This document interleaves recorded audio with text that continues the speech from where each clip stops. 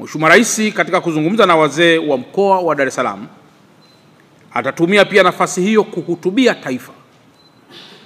Nitoe rai kwa wana Dar es Salaam na kwa Watanzania wote kumsikiliza Mheshimiwa Rais atakapokuwa akizungumza na wazee wa mkoa wa Dar es Salaam.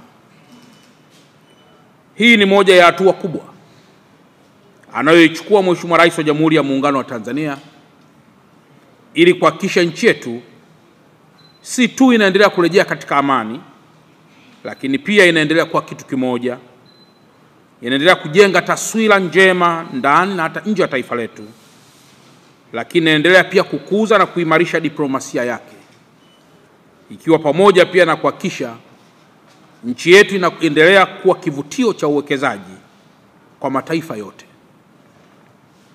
Aidha, Mheshimiwa Rais katika kuhutubia huko ataambatana pia na wageni wengine wengi, wakiwepo viongozi wa serikali pamoja na viongozi wasio watumishi wa umma ambao watakuwa pia na mchango mkubwa katika mkutano huo. Ndugu waandishi wa habari,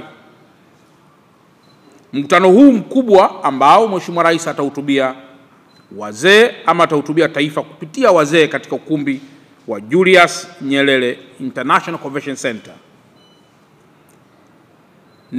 ni mkutano muafaka unaorejesha matumaini na kuendelea kuponya pale ambapo Watanzania waliumia. Niendelee tena kutoa rai kwamba kwa wale wote walioalikwa katika mkutano huo kufika mapema kwa mujibu wa ratiba walionayo, ili Mheshimiwa Rais anapofika ukumbini saa 5 mkutano huo uweze kuanza mara moja.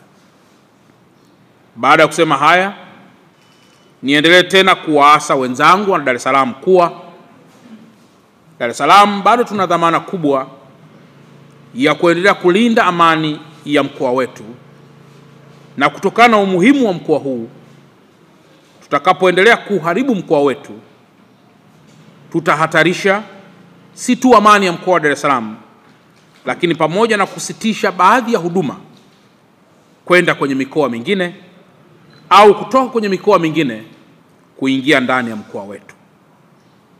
Niendelee tena kuwasihi kwamba sasa ni muda wa kujenga taifa letu pamoja. Sasa ni muda wa kujenga mkoa wetu pamoja. Sasa ni muda wa kulumbana kwa hoja na si kulumbana kwa kuharibu miundombinu au la kwa kufanya fujo zinazoweza zikapelekea maumivu na pengine hata kukatisha maisha ya wenzetu. Dar es Salaam tunaendelea kuita kuwa ni kitovu cha amani. Dar es Salaam tunaendelea kuita kuwa ni kitovu cha umoja. Dar es Salaam tunaendelea kuita kuwa ni kitovu cha kiuchumi. Dar es Salaam tunaendelea kuita kuwa ni kitovu cha kidiplomasia na uhusiano wa kimataifa.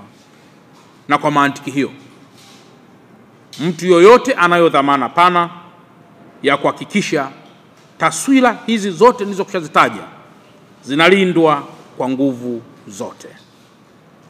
Tumetea nafasi hii kumkaribisha zaidi Mheshimiwa Rais katika mkoa wetu ili nasi tuweze kufaidika kwa hotuba yake na maelekezo yake atakayoyatoa